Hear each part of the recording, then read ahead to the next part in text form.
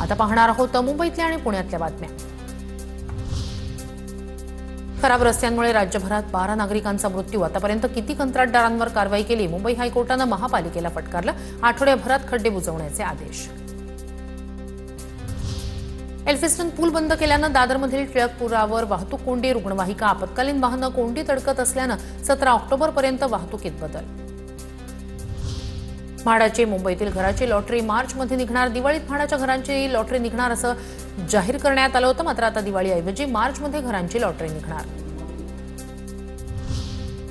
मुंबईत ओला उबरचे भाडं प्रति किलोमीटर 22.72 रुपये। मागणीच्या वेळेत दीडपट वाढ करण्यास परवानगी, तर मागणीच्या काळात 34 रुपये दर निश्चिती।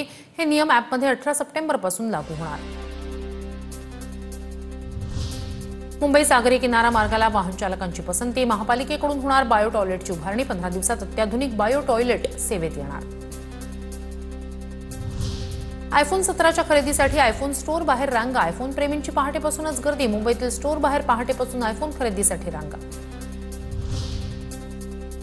पुण्यातील कृषी उत्पन्न बाजार समितीमधील गैरव्यवहाराची होणार चौकशी समिती गठीत करण्याच्या पणन मंत्री जयकुमार रावल यांच्या सूचना। राष्ट्रवादी शरदचंद्र पवार पक्षानं केल्या होत्या भ्रष्टाचाराच्या तक्रारी।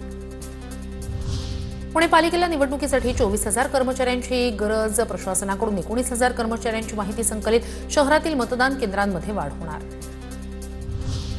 पुण्यातील वाहतूक कोंडीवर पाहणी करून सोमवारपर्यंत अहवाल द्या। महापालिका आयुक्त नवल किशोर राम यांचे पथविभागाला बैठक घेत आदेश। शहरातील 32 रस्ते आणि कोंडी होणाऱ्या 22 ठिकाणांची पाहणी करण्याचेही निर्देश।